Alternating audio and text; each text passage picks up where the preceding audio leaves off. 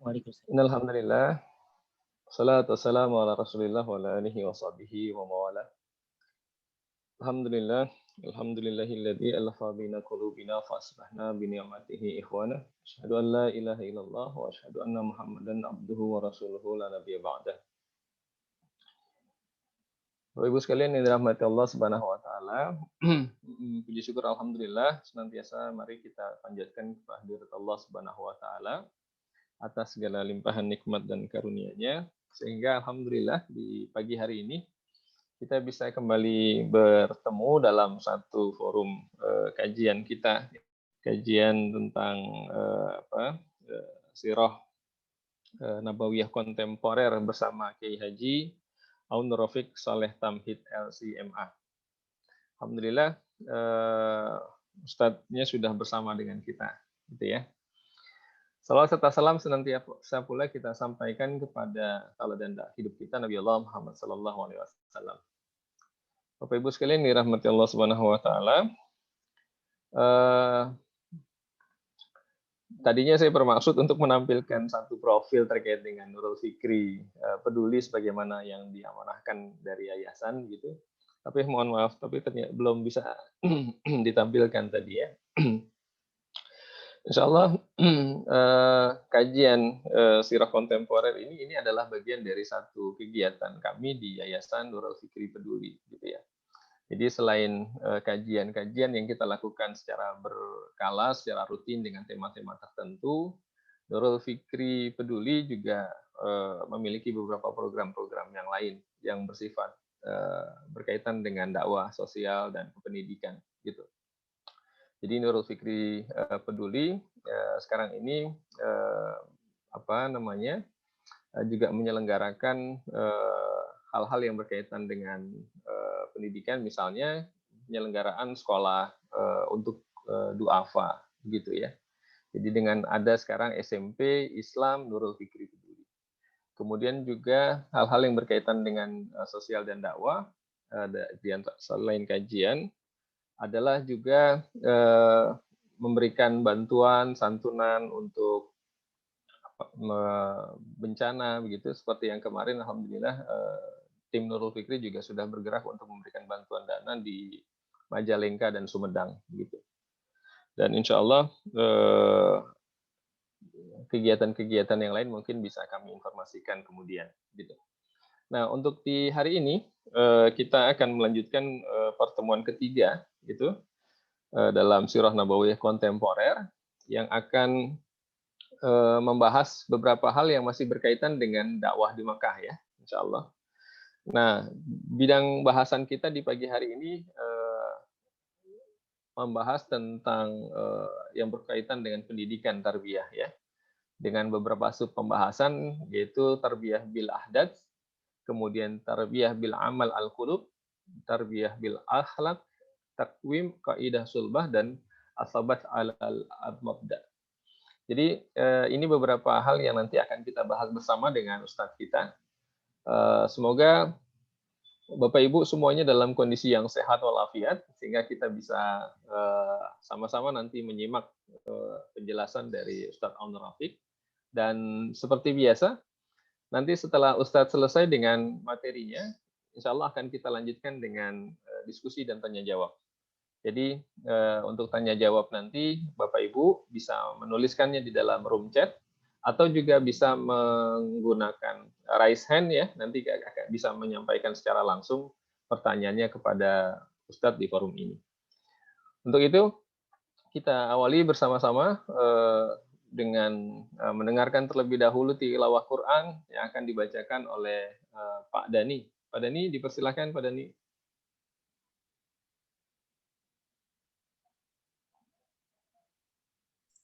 Ustadz itu nggak ada, Pak. Ustadz Solihan nggak ada. Ada Ustadz Solihan ya? Ustadz Solihan kayaknya ada Ustadz dari Solihan. Ya, assalamualaikum. Ada Ustadz. Ya. Waalaikumsalam warahmatullahi wabarakatuh. Terima kasih Pak ini. Saya udah masuk dari tadi, dari awal. Alhamdulillah. Ya. Oke. Baik. Assalamualaikum warahmatullahi wabarakatuh. Assalamualaikum warahmatullahi wabarakatuh. Suaranya jelas atau kurang jelas, Pak Ilmi? Jelas, alhamdulillah. Oke ya, terima kasih. A'udzu billahi minasy syaithanir rajim. Bismillahirrahmanirrahim. وما كان لمؤمن ولا مؤمنة إذا قضى الله ورسوله أمرا أن يكون لهم الخيرة من أمرهم ومن يعص الله ورسوله فقد ضل ضلالا مبينا وإذ تقول للذي أنعم الله عليه وأنعمت عليه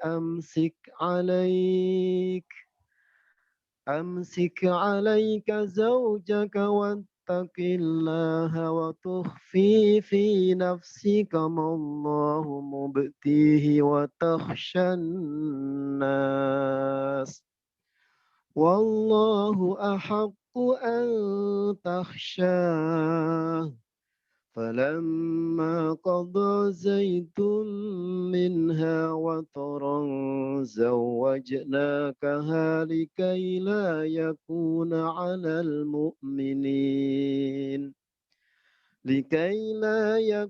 على المؤمنين حرج في أزواج أدعيائهم إذا قضوا منهن وطرا وكان أمر الله مفعولا ما كان على النبي من حرج فيما فرض الله له سنة الله في الذين خلوا من قبل وكان أمر الله قدرا مقدورا الذين يبلغون رسالات الله ويخشونه ولا يخشون أحدا إلا الله وكفى بالله حسيبا ما كان محمد أبا أحد من رجالكم ولكن رسول الله وخاتم النبيين وكان الله بكل شيء عليما يا أيها الذين آمنوا اذكروا الله ذكرا كثيرا وسبحوه بكرة وأصيلا هو الذي يصلي عليكم وملائكته ليخرجكم من الظلمات إلى النور وكان بالمؤمنين رحيما تحيتهم يوم يلقونه سلام وأعد لهم أجرا كريما يا أيها النبي إنا أرسلناك شاهدا ومبشرا ونذيرا وداعيا إلى الله بإذنه وسراجا منيرا وبشر المؤمنين بأن لهم من الله فضلا كبيرا ولا تطع الكافرين والمنافقين ودع أذاهم وتوكل على الله وكفى بالله وكيلا صدق الله العظيم. Terima kasih. Assalamualaikum warahmatullahi wabarakatuh. Waalaikumsalam warahmatullahi wabarakatuh. Jazakallah khair Ustaz Salihan. Wa iyyakum. Insyaallah semoga apa yang sudah dibacakan dan yang kita dengarkan bersama menjadi wasilah keberkahan dalam pertemuan kita pagi hari ini insyaallah. Untuk selanjutnya insyaallah kita akan bersama dengan Ustaz Al-Nur Rafiq membahas hal-hal yang tadi ya tentang dakwah periode Mekah dalam bidang tarbiyah. Tafadhal Ustaz Al-Nur. Jazakumullah khair. Assalamualaikum warahmatullahi wabarakatuh. Waalaikumsalam Warahmatullahi wabarakatuh. Innal hamdalillah nahmaduhu wa nasta'inuhu wa nastaghfiruh wa na'udzu billahi min shururi anfusina wa min sayyiati a'malina. May yahdihillahu fala mudilla lahu wa may yudlil fala hadiyalah. Asyhadu an la ilaha illallah wa asyhadu anna Muhammadan 'abduhu wa rasuluh. Allahumma salli ala Sayyidina Muhammadin wa ala alihi wa sahbihi ajma'in. Amma ba'd. Qala Allah Ta'ala fi kitabil karim. A'udzu billahi minasyaitonir rajim. Laqad kana lakum fi Rasulillahi uswatun hasanah liman kana yarjullaha wal yawmal akhir wa dzakarallaha katsira. Alhamdulillah pagi hari ini kita lanjutkan kajian kita tentang Sirah Nabawiyah, dan tema pada pagi hari ini masih tentang dakwah di Mekah yang insya Allah akan membahas karakteristik periode Mekah di bidang tarbiyah. Kalau kemarin kita membahas tentang periode Mekah di bidang pengetahuan, yaitu materinya, ya materi yang disampaikan di Mekah itu seperti kemarin kita jelaskan berkaitan dengan akidah, ya kemudian menjelaskan tentang juga ada muatan akhlaknya, kemudian juga pengetahuan tentang sunan robbaniyah, ya kaidah-kaidah robbaniyah yang diajarkan oleh Allah Subhanahu wa taala kepada para sahabat untuk menyiapkan mental mereka menghadapi berbagai tantangan. Dan kemudian turun banyak kisah-kisah yang berkaitan dengan perjuangan dakwah para nabi di masa dahulu dan juga orang-orang soleh ya dalam memperjuangkan dakwah Islam di masa dahulu. Maka pada pagi hari ini kita akan membahas tentang proses tarbiyah itu. Kalau kemarin tentang gambaran umum tentang materinya, maka pada pagi hari ini kita akan membahas tentang proses tarbiyah yang dijalani oleh Rasulullah SAW bersama para sahabatnya. Dan yang pertama adalah tadi adalah ini orang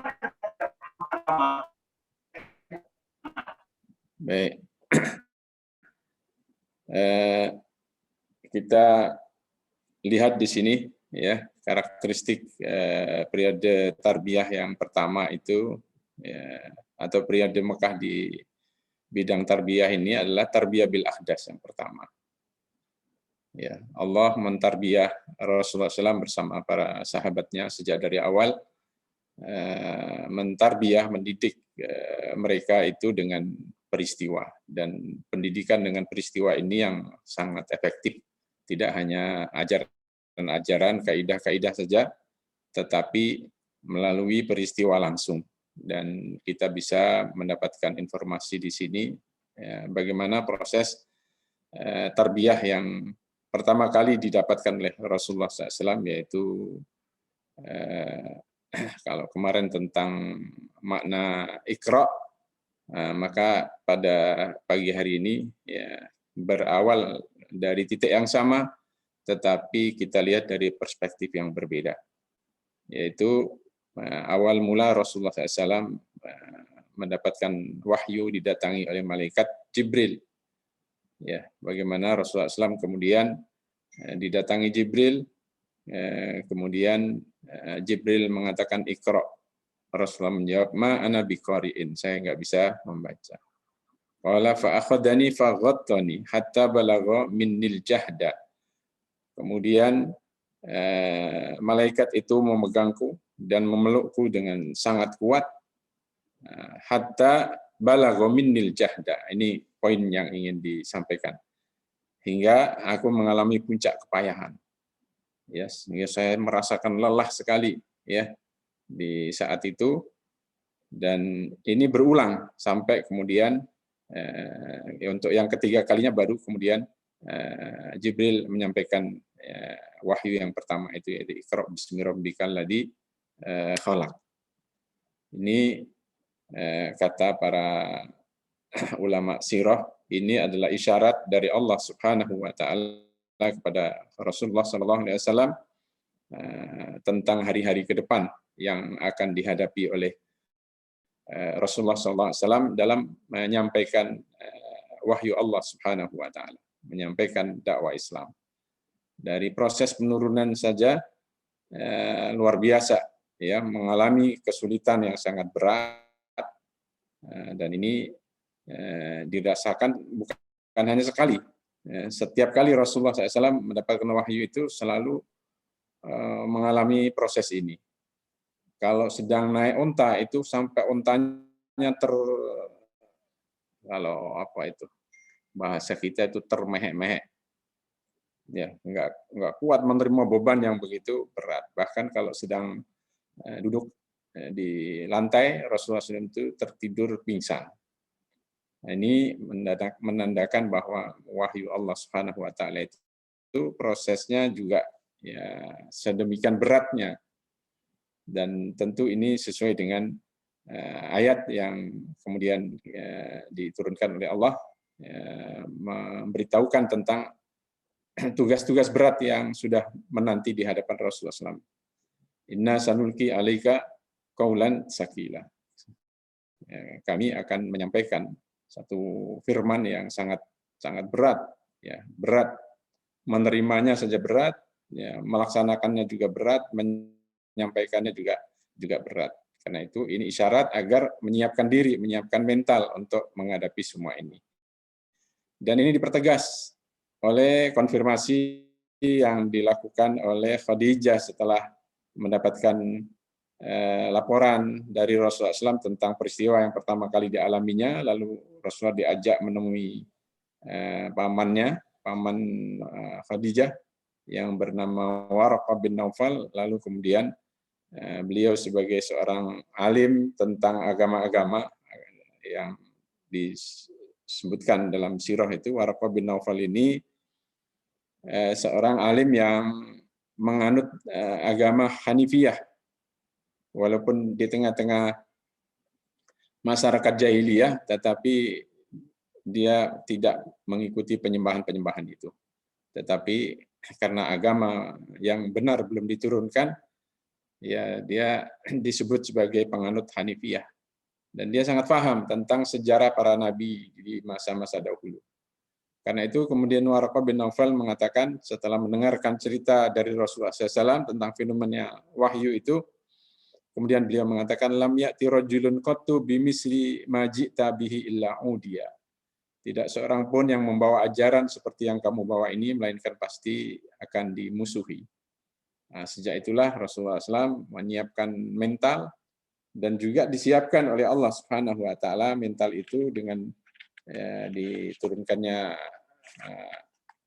surat Al-Muzammil itu, ya ayyuhal muzammil, ya qumil laila illa qalila nisfahu aw inqus minhu qalila aw zid alaihi warattilil qur'ana tartila inna sanulqi alaika qaulan sakila inna nasyi'atal laili hiya asyaddu wat'an wa atwamu qila. Surat Al-Muzammil inilah yang kemudian mengawali bagaimana apa yang harus dilakukan oleh Rasulullah SAW bersama para sahabatnya, yaitu menyiapkan diri, membangun hubungan yang kuat dengan Allah Subhanahu wa taala melalui qiyamul lail, kemudian membaca Al-Qur'an, padahal waktu itu Al-Qur'an belum banyak diturunkan, tetapi ini apa yang sudah dilakukan itu diulang-ulang, direnungkan, dan begitu juga setiap kali Al-Quran diturunkan, kemudian mereka mentadaburi, dan yang paling inti adalah bagaimana kemudian mereka menjadikan Al-Quran itu sebagai materi tarbiyah setiap hari. Dan karena itu ayat-ayat Al-Quran yang diturunkan kepada para sahabat saat itu boleh dikata ya semuanya dilaksanakan, semuanya diaplikasikan, dan tidak hanya pelajaran teori. Nah, ini karena itu di sini disebutkan Nabi bersama para sahabat melaksanakannya selama 1 tahun hingga kaki mereka bengkak. Ya, materi atau proses tarbiyah yang dijalani dengan turunnya surat Al-Muzammil ini adalah ya qiyamul lail, memperbanyak ibadah kepada Allah Subhanahu wa taala. Yang intinya ini adalah tarbiyah alal mujahadah. Ya, melakukan mujahadah. Karena mereka disiapkan untuk menjadi menjadi kaidah sulbah, nanti akan kita bahas, disiapkan menjadi basis yang kuat yang menjadi tulang punggung tersebarnya agama ini, bukan hanya di Mekah, bukan hanya di Madinah, tapi ke seluruh penjuru dunia. Itu sebabnya proses tarbiyahnya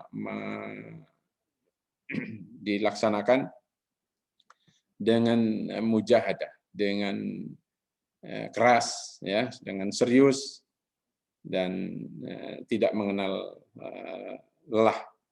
Karena itu tarbiyahnya adalah di sini disebutkan tarbiyahnya adalah menjauhi kasur, mengurangi tidur, meninggalkan kebiasaan-kebiasaan hawa nafsu yang suka santai dan malas. Ya, karena mereka dipersiapkan untuk memikul beban risalah Islam yang hanya bisa dipikul oleh orang-orang yang mengalahkan keinginan nafsu dan syahwatnya.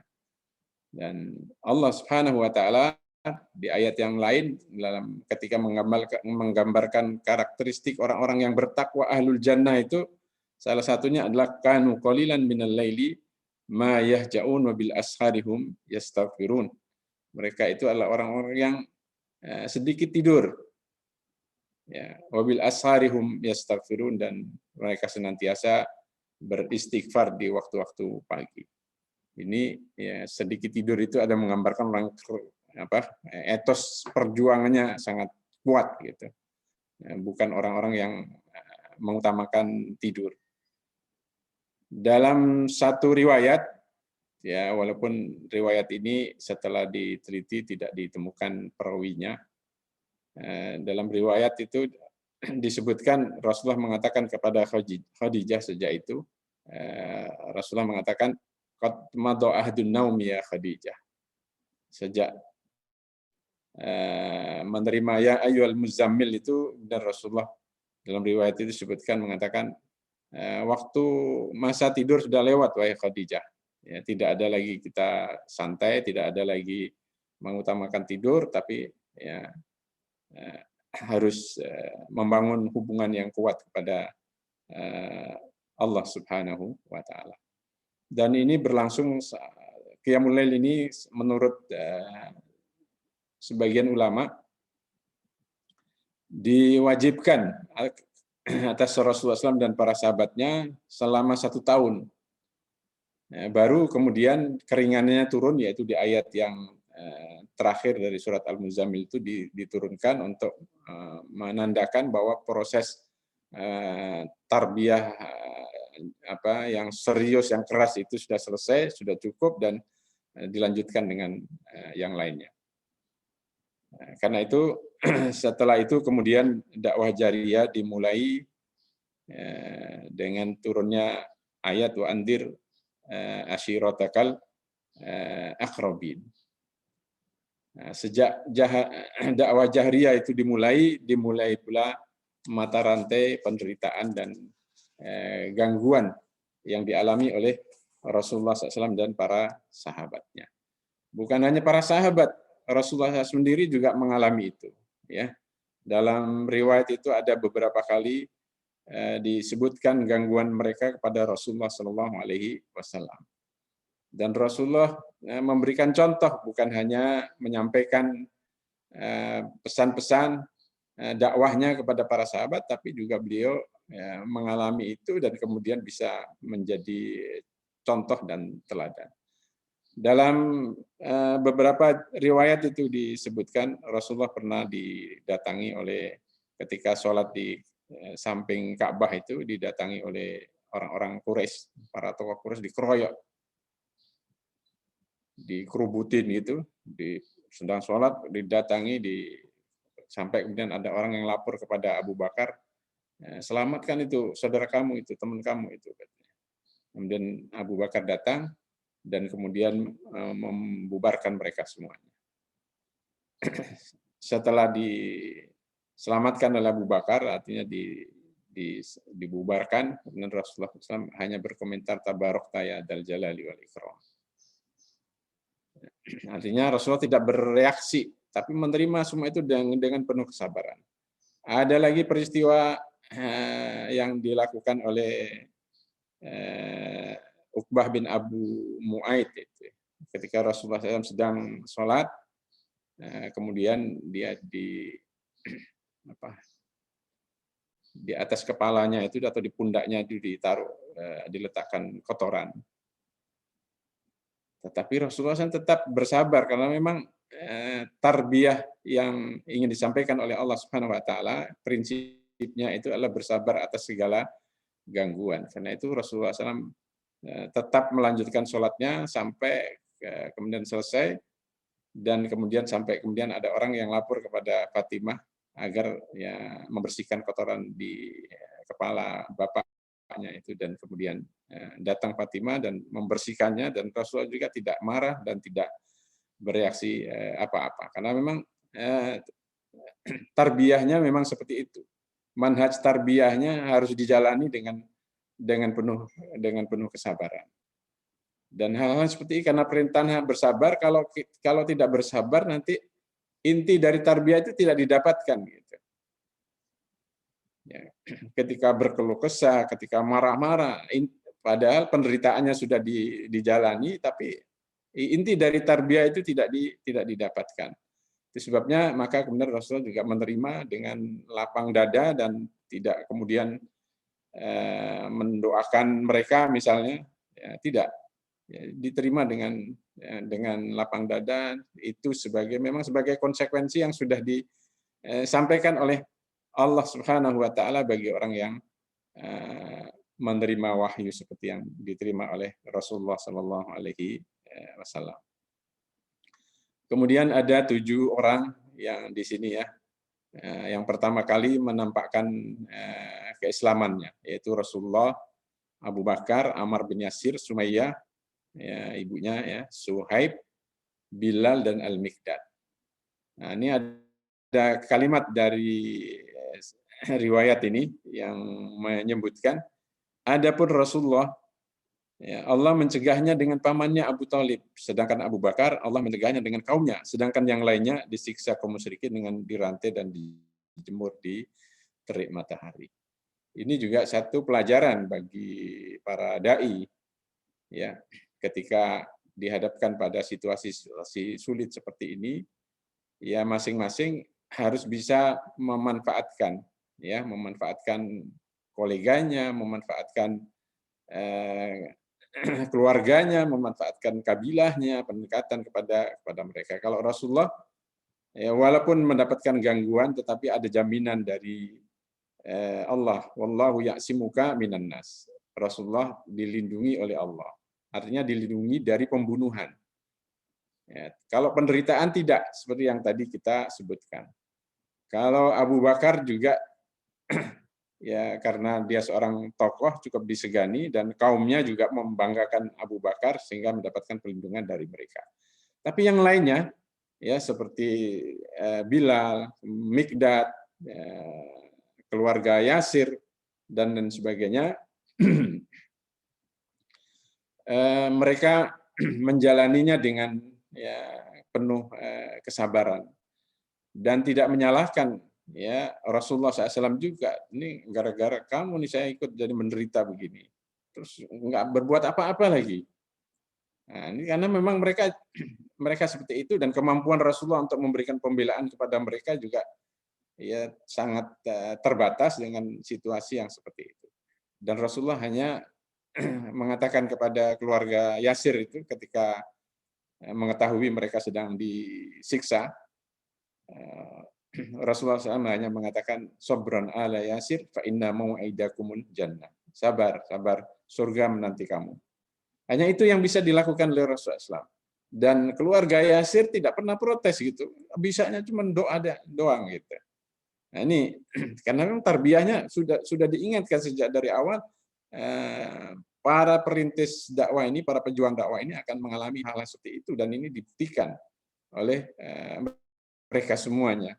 Sampai kemudian sebagian mereka syahid, dan sebagian mereka ya, karena sangat keras, terlalu keras gitu, kemudian diizinkan oleh Allah Subhanahu wa taala untuk ya mengikuti apa permintaan mereka terkait dengan perkataan, ya, disuruh mencela atau mengakui kekafiran dan lain sebagainya.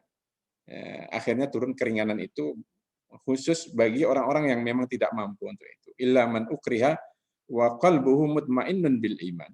Kecuali orang yang dipaksa tetapi hatinya tetap mantap dengan keimanan itu. Jadi mereka bukan munafik. Lalu kemudian mengikut sekedar untuk meringankan siksaan pada saat itu. Yang disuruh untuk mengatakan mengakui berhala dan lain sebagainya. Jadi ada kekhususan dalam hal ini bagi orang yang memang sudah tidak mampu melakukan itu. Dan pada kenyataannya hanya Ammar ya, hanya Ammar yang melakukan itu. Kalau Bilal tetap tegar ya, menjalani itu, dan kemudian ditebus oleh Abu Bakar. Begitu juga seperti kita lihat di sini, Umar bin Khattab pernah menyiksa budak wanita dari Banu Mu'ammal itu. Dia hanya berhenti karena bosan saja, sampai akhirnya kemudian dibebaskan oleh Abu Bakar. Jadi masing-masing kabilah itu ketika mendapati salah satu anggotanya, anak kabilahnya masuk Islam, ya mereka melakukan penyiksaan terhadap mereka. Dan tidak hanya siksaan fisik, tapi juga mereka mengambil harta mereka. Ya, jadi kalau sekarang rekeningnya diblokir itu, ya kalau bahasa sekarang, aset-asetnya disita, diambil. Nah, itu sudah sunnatullah dalam dakwah ini, dan ini semua juga akan dialami oleh para dai di masa kapanpun, karena ini sudah menjadi karakteristik dari perjuangan dakwah itu. Karena itu ya para dai harus menyiapkan mental untuk menghadapi segala kemungkinan ini. Ya, ini kita baca bagaimana apa yang dialami oleh Rasulullah SAW ini.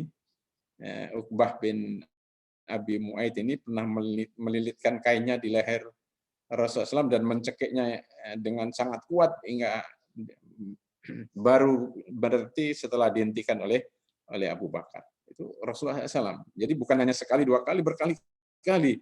Rasulullah sendiri juga menghadapi itu dan menunjukkan karakter utamanya, yaitu bersabar. Memang karakteristik dakwah di periode ini adalah bersabar.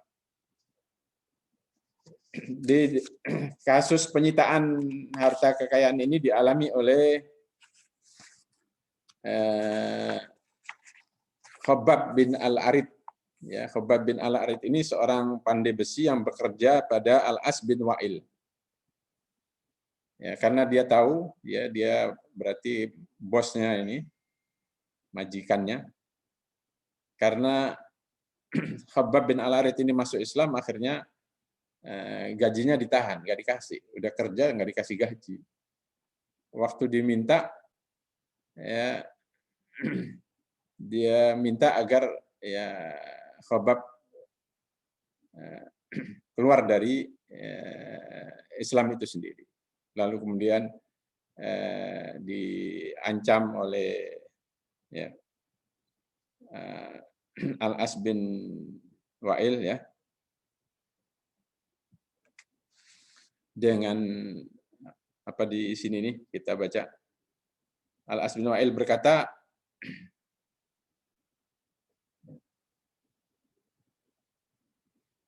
ya, demi Allah aku tidak akan mendustakan Muhammad SAW sampai kamu mati kemudian kamu dibangkitkan kembali. Artinya diingatkan nanti kamu akan dibangkitkan di hari kiamat. Takutlah dengan semua itu. Kata Al-As bin Wa'il kepada Allah, kalau nanti dibangkitkan nanti saya bayar. Nanti kalau harta saya di akhirat nanti saya bayar. Sambil ya begitulah kalimat-kalimat yang pelecehan terhadap orang-orang yang beriman itu. Sehingga ini ya intinya tindakan kaum musyrikin itu kepada orang-orang mukmin itu sampai seperti itu, sampai pada mengambil harta, menyita aset, ya, menutup rekening dan sebagainya. Jadi kita tidak terlalu heran itu kalau kemudian di masa sekarang ini ada tindakan-tindakan seperti itu, karena contohnya sudah ada di masa dahulu. Dan rata-rata itulah yang dihadapi oleh gerakan-gerakan dakwah di sepanjang zaman, ya, menghadapi penyitaan aset dan sebagainya. Al-As bin Wa'il ini bukan saja kepada para sahabat, kepada Rasulullah juga melecehkan, pernah melecehkan Rasulullah SAW sambil membawa tulang yang sudah rapuh itu, sudah lapuk itu, kemudian mengatakan kepada Rasulullah SAW, apakah Allah akan menghidupkan tulang ini setelah lapuk, katanya.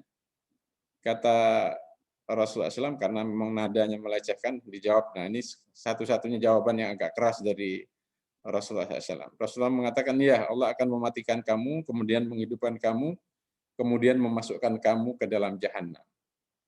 Masya Allah, ini ancaman yang sangat luar, dengan bahasa halus, tapi ancaman luar biasa, dan dipastikan dia akan masuk jahanam. Karena itu keluar dari lisan Rasulullah SAW.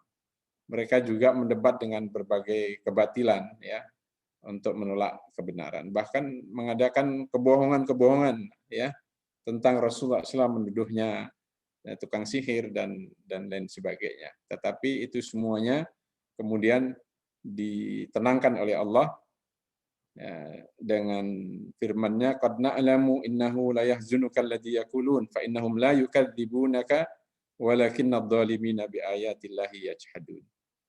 Ya, kami tahu bahwa kamu sedih mendengar perkataan-perkataan itu. Ini berarti memang ya orang kafir itu atau orang-orang munafik itu memang hobinya menyakiti hati para dai dengan kalimat-kalimat yang sangat menyakitkan, yang membuatnya sedih. Ya, dan ini diakui oleh Allah, qad na'lamu innahu la yahzunuka alladhi yaqulun. Saya tahu apa yang mereka ucapkan itu membuat kamu sedih. Tetapi yang membuat jiwa ini menjadi kuat adalah apa yang kemudian dikatakan oleh Allah, fa innahum la yukadzibunaka. Sebenarnya mereka tidak mendustakan kamu. Artinya ya, para dai ini tetap diakui oleh Allah, sebetulnya kamu adalah orang-orang yang memiliki integritas di tengah-tengah mereka. Yang didustakan itu bukan kamunya, tapi ajarannya.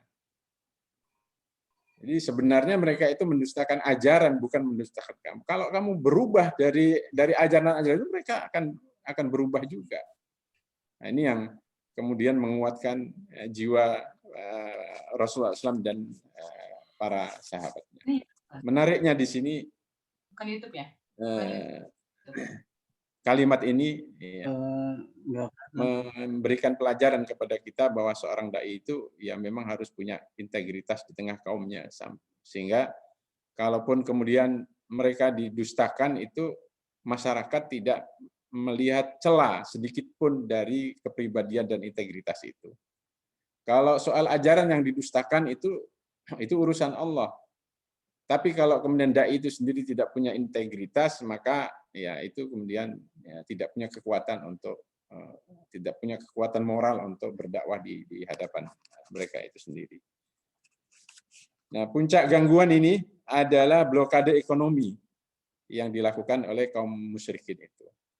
Ya, seperti yang kita ketahui, blokade ekonomi ini selama 3 tahun. Dan ini mereka lakukan setelah mereka gagal menarik para muhajirin yang berhijrah ke Habasyah. Karena mereka khawatir ini kalau berhasil, ya, Muhammad membangun kekuatan di sana, nanti akan menjadi satu kekuatan yang kemudian akan menyerang Mekah itu sendiri. Tapi upaya mereka gagal dan akhirnya setelah itu ya mereka kemudian melakukan blokade ekonomi. Ada satu pelajaran yang sangat menarik dari blokade ekonomi ini yang dilakukan oleh kaum musyrikin kepada Rasulullah dan para sahabatnya. Di mana dalam kasus ini Rasulullah diberikan pembelaan oleh Bani Hashim, ya, oleh suku Quraisy yang terutama kabilah utamanya yaitu Banu Hashim dan Abdul Muttalib. Ya. Dan ini menjadi pelajaran bagi para dai tentunya, ya boleh saja para dai memanfaatkan hubungan baiknya dengan kaum musyrikin sekalipun, ya, untuk mendapatkan pembelaan-pembelaan tertentu, ya, karena hubungan baiknya itu, dan karena itu hubungan baik dengan siapapun harus tetap dijaga. Dalam riwayat itu disebutkan bagaimana Rasulullah SAW dikawal oleh Abu Thalib, ya, dan Abu Thalib memerintahkan kepada anak-anaknya dan kerabatnya semuanya agar Rasulullah senantiasa kemanapun di dalam komunitas itu, di dalam camp yang kemudian menjadi camp tahanan mereka itu, diperintahkan agar Rasulullah selalu dikawal. Dan Abu Thalib itu tidak akan tidur sebelum Rasulullah SAW tidur. Kalau sudah tidur, ya, dalam riwayat disebutkan, kalau Rasulullah sudah tidur, Abu Thalib memerintahkan secara bergantian kepada anak-anaknya dan kepada kerabatnya, anak buahnya, agar menjaga Rasulullah SAW agar tidak dibunuh. Jadi dijaga. Dan penjaganya ini musyrik semuanya. Subhanallah, ini adalah hubungan, ya, kekerabatan, hubungan kabilah yang berhasil dibangun oleh Rasulullah SAW, dan itu ya tanpa mengorbankan akidah yang dimiliki oleh atau yang dianut oleh Rasulullah Shallallahu Alaihi Wasallam. Hanya kepiawaian membangun hubungan kemanusiaan, hubungan sosial, hubungan emosional dengan keluarganya. Dan karena itu ini menjadi pelajaran. Karena itu di sini kemudian ada nilai-nilai jahiliyah yang bisa dimanfaatkan. Ya, kalau kaitannya dengan masa sekarang, ya di tengah masyarakat jahiliyah itu juga ada nilai-nilai positif yang bisa dimanfaatkan. Ada kebebasan yang ini kemudian ya seperti di Barat dan lain sebagainya, di Amerika yang juga dimanfaatkan oleh para dai untuk kemudian mendapatkan suaka politik atau membangun kekuatan dakwah di sana dan lain sebagainya, dan semua itu adalah dicontohkan oleh Rasulullah SAW. Kemudian pembelaan terhadap orang-orang yang terdolimi ini juga sah-sah saja apabila seorang dai terdolimi dan kemudian dia mendapatkan pembelaan dari mungkin dari satu pemerintahan yang pemerintahan sekuler dan lain sebagainya. Itu adalah hal yang dicontohkan oleh Rasulullah SAW. Kemudian setelah itu kemudian ada tarbiyah dengan taujih, ya, dengan arahan, kemudian peringatan dan teguran.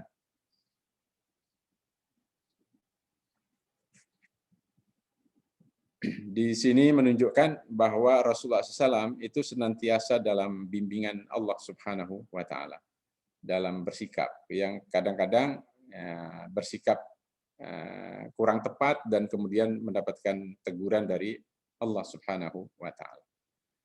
Karena itu taujih yang pertama adalah khudil afwa wa'mur bil urfi wa'arid anil jahilin, dan ini dilaksanakan sepenuhnya oleh Rasulullah SAW. Maafkan, ya, wa'mur bil urfi, dan perintahkan dengan urf yang baik. Dengan urf itu adalah tradisi-tradisi yang baik, ya, tetap diperintahkan oleh Rasulullah Shallallahu Alaihi Wasallam. Salah satu yang menarik adalah bagaimana Rasulullah SAW mengubah satu kaidah yang berlaku di masa jahiliyah, tapi kaidahnya, kalimatnya tetap, tetapi muatannya saja yang dirubah oleh Rasulullah Shallallahu Alaihi Wasallam dalam rangka wa'mur bil urfi ini, yaitu unsur akhaka dzaliman au madluman. Ya, belalah, ya, tolonglah ya, saudaramu itu, baik dia dolim ataupun yang terdolimi. Nah, ini dulu di masa jahiliyah kalimat ini dilaksanakan secara harfiah. Ya, siapapun yang perlu dibela, walaupun dia salah, dia pembunuh misalnya, tetap saja mereka bela. Sampai terjadi peperangan antar kabilah itu kadang-kadang karena ini. Walaupun kabilahnya salah, gitu.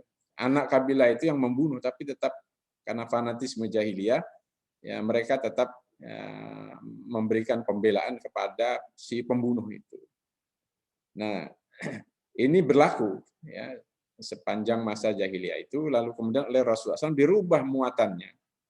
Tetap kalimat tetap digunakan oleh Rasulullah SAW, ya, tetapi muatannya yang dirubah. Ya Rasulullah SAW. Ya, dulu kami di masa jahiliyah itu melaksanakan ini, bagaimana ini kok sekarang diterapkan dalam Islam? Kalau kami membela yang terdolimi, kami sudah paham ya Rasulullah. Tapi bagaimana kami harus membela orang yang dolim? Nah, muatannya dirubah oleh Rasulullah SAW. Kata Rasulullah SAW, kamu bantu saudara kamu yang mendolimi itu dengan mencegahnya dari perbuatan dolim. Nah, di sini ada pelajaran dari Rasulullah SAW kepada kita agar tradisi-tradisi yang baik itu tetap didukung. Makanya kemudian para fuqaha itu mengatakan di dalam kaidah usul fikihnya al-ada muhakkamah. Urf itu, tradisi itu, selagi tradisi itu baik, maka dia berlaku seperti hukum-hukum Islam, harus tetap diikuti. Ya. Kalau kita tidak mengikuti itu, ya berarti sama dengan kita melanggar ajaran Islam itu sendiri. Kalau di satu komunitas, ya satu madhab bahkan ya mungkin kalau orang sholat Jumat misalnya, datang ke sholat Jumat kalau nggak pakai kopiah itu dianggap nggak sah. Maka kalau kemudian kita tahu tradisi itu, kemudian kita tetap karena mungkin punya pendapat, ini kan bukan jadi syarat sahnya sholat. Nah, lalu kemudian kita lakukan itu, maka bisa jadi kita berdosa karena itu. Nah, ini saya punya pengalaman waktu saya berangkat ke Libya, belajar ke Libya itu transit di Pakistan. Nah, waktu itu sholat Jumat. Karena kami musafir, ya nggak bawa kopiah gitu. Jadi kemudian kami duduk di shaf itu dengan beberapa kawan. Rupanya di dalam masjid itu sudah disiapkan kopiah-kopiah bagi orang yang nggak datang, yang nggak membawa. Lalu kemudian kepala kami itu ditutupin pakai kopiah-kopiah itu. Nah, setelah itu kami tanya, kenapa kok itu? Di sini ini kami menganggap orang yang sholat nggak pakai kopiah itu nggak sah sholatnya. Kami kasihan pada kalian semua, nanti sholatnya nggak sah. Oh, berarti ini tradisi. Tradisi yang kemudian sudah menjadi hukum.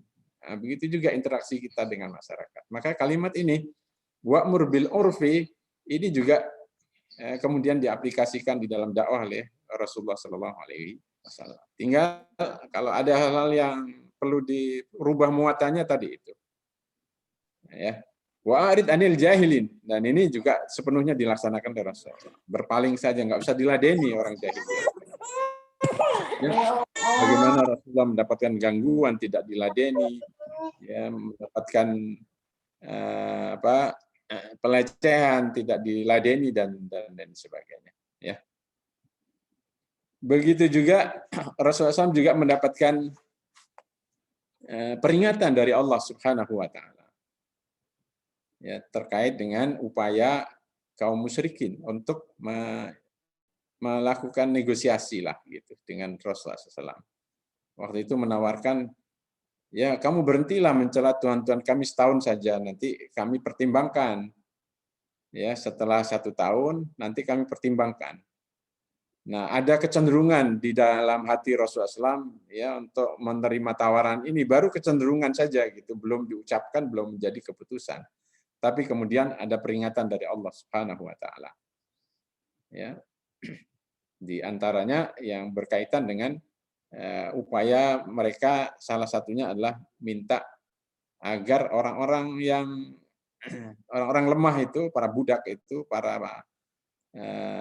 mustad'afin itu, ya jangan di jangan diajak duduk bersama Rasulullah SAW. Kami saja gitu yang dihadapi. Nah, maka kemudian turun ayat ini, wala tatrudil ladina yad'una rabbahum bil ghadati wal asyi yuriduna wajha ma 'alaika min hisabihim min syai'in.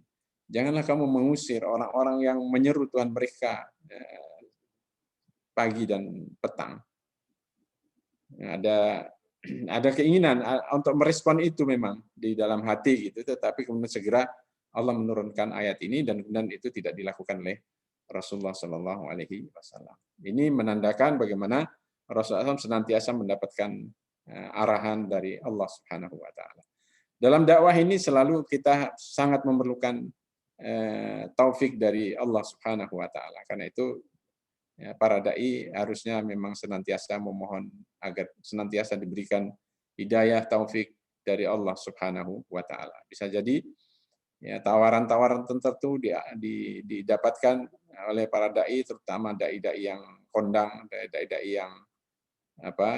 yang punya posisi dan sebagainya, dianggap punya pengaruh dan lain sebagainya, ya tidak menutup kemungkinan ini ya, permintaan itu juga mereka alami.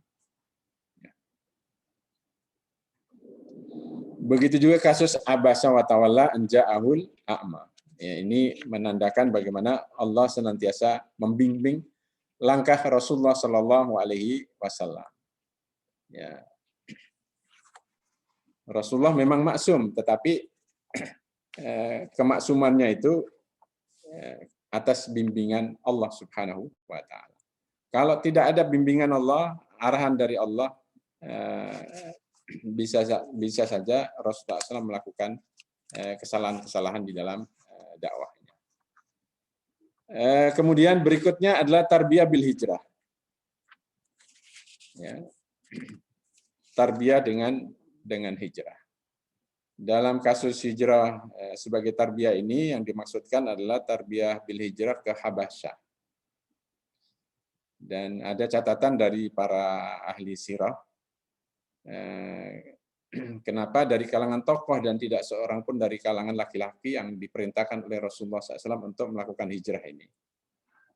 Dari laki-laki ada Utsman, ada Zubair, ada Ja'far, ya, tokoh-tokoh Quraisy semuanya itu.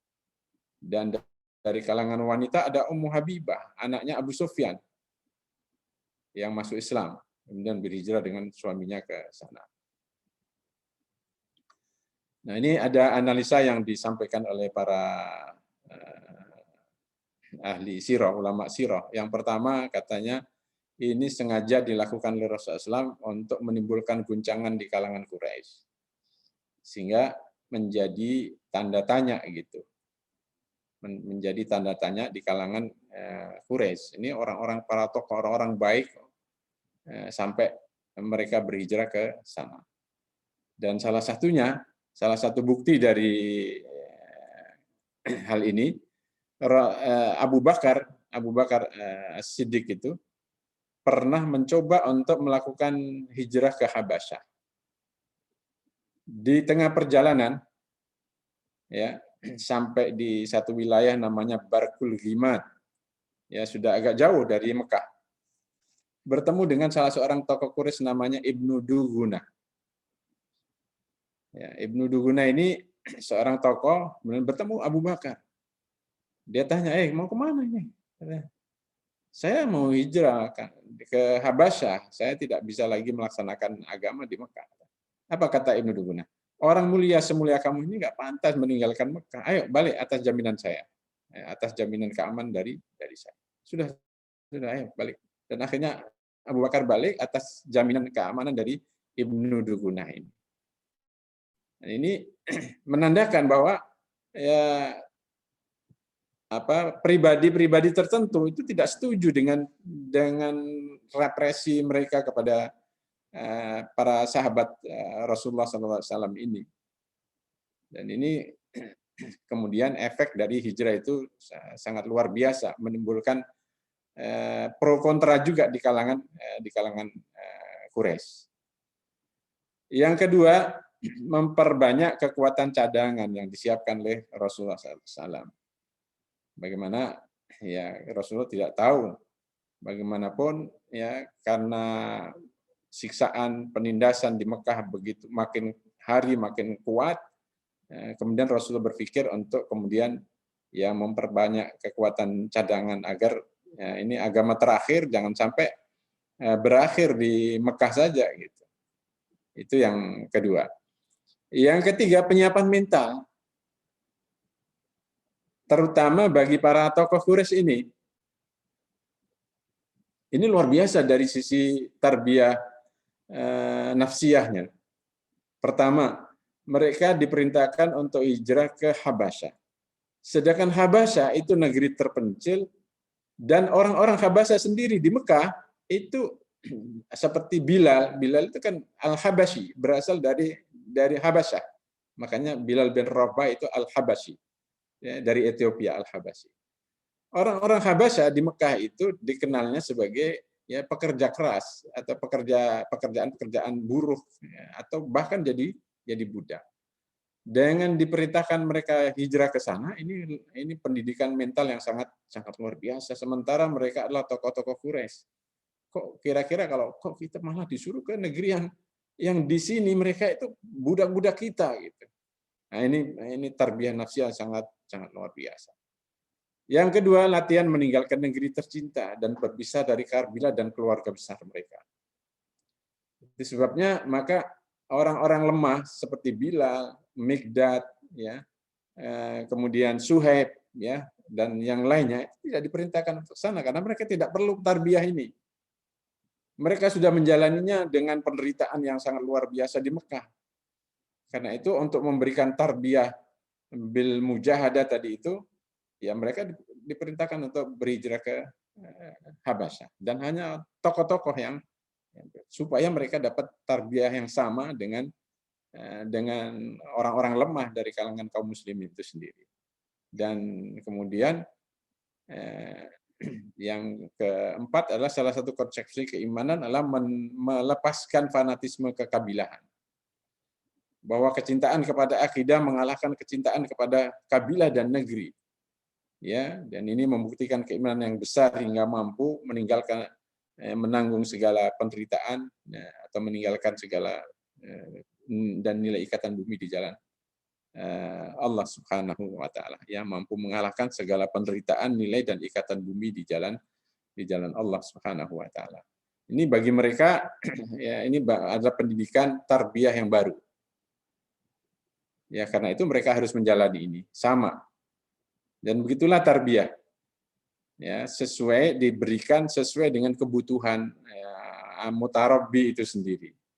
Ya, contoh misalnya kalau yang lemah, yang miskin ya tidak ada tarbiyah dengan zakat karena memang mereka hidupnya yang menderita itu saja insya Allah sudah cukup untuk mendapatkan tarbiyah berkaitan dengan masalah harta.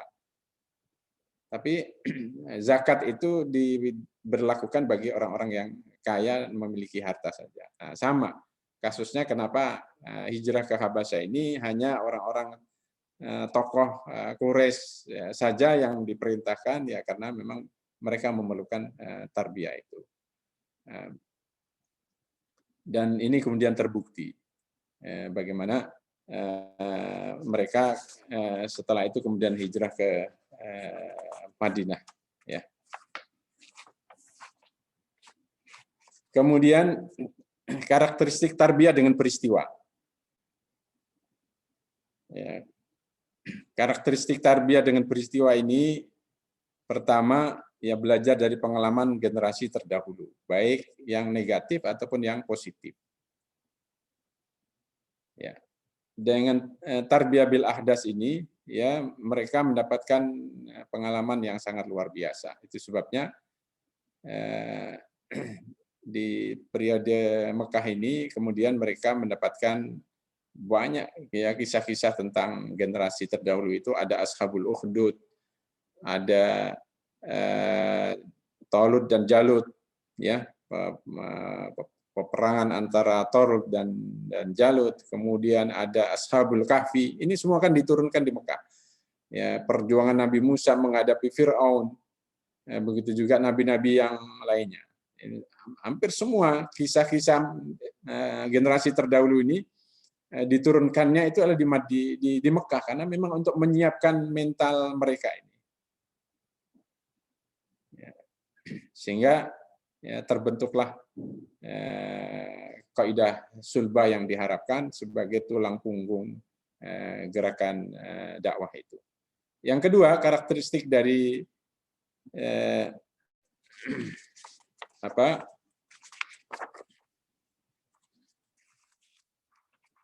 Oh, ini harusnya tarbiyah bil amal qulub ya. Terlebih dahulu ya.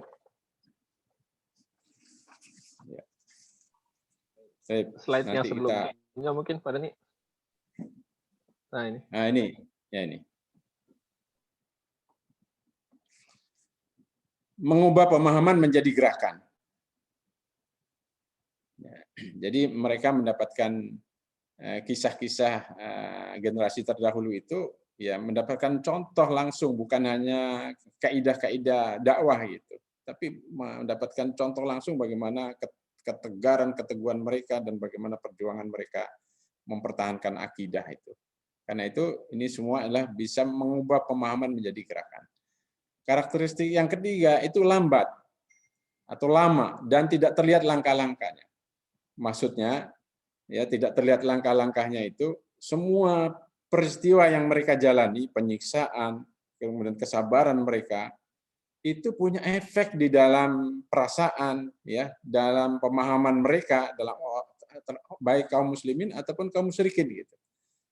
Karena itu Sayyid Qutb ketika mengomentari tentang perang Badar itu atau setiap peperangan itu, kata beliau, sesungguhnya peperangan yang terjadi di Badar, di Uhud, di berbagai peristiwa itu bukan hanya peperangan yang terjadi di medan laga, di medan perang, tetapi juga terjadi di medan hatinya, ya, di perasaan, pemahaman tentang semuanya itu akan membentuk dan mempengaruhi perasaan, pikiran, dan sikap-sikap mereka.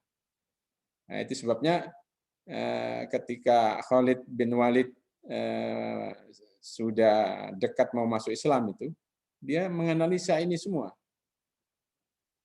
Dia melihat ini orang Muhammad makin lama makin kuat, makin banyak pengikutnya. Orang-orang Quraisy makin hari makin berkurang karena banyak mereka yang melarikan diri ke Madinah. Ini berarti agama ini agama yang benar gitu. Karena itu kemudian Khalid bin Walid dengan kecerdasannya memutuskan diri untuk berangkat ke Madinah, menyusul sahabat-sahabat yang lainnya.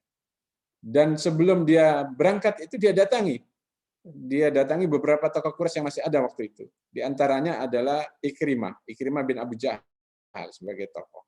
Dia datang, ngajak. Kemudian menyampaikan gagasannya ini. Ajak dialog, Ikrimah.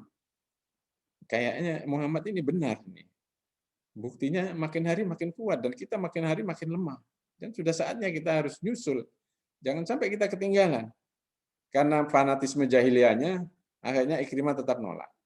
Kata Khalid bin Walid, ya sudah, nggak apa-apa antum nolak, tapi tolong jangan ya, buat antum aja katanya. Buat kamu aja ini, jangan cerita sama yang lainnya. Begitu juga beberapa tokoh yang didatangi oleh Khalid bin Walid disampaikan gagasan ini. Ada kemudian satu yang kemudian bertemu dengan Khalid di tengah jalan dan punya pikiran yang sama.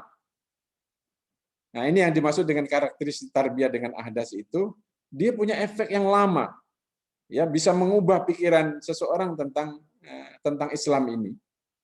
Ya, karena itu ya jangan pernah menganggap setiap setiap perjuangan, setiap kelelahan atau bahkan mungkin penindasan atau kedoliman yang dilakukan oleh orang-orang tertentu kepada para dai itu tidak punya efek sama sekali. Tidak.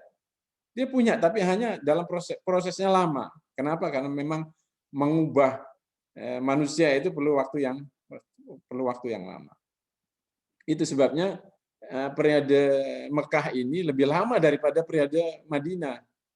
Ya, karena periode Mekah ini mengubah manusia.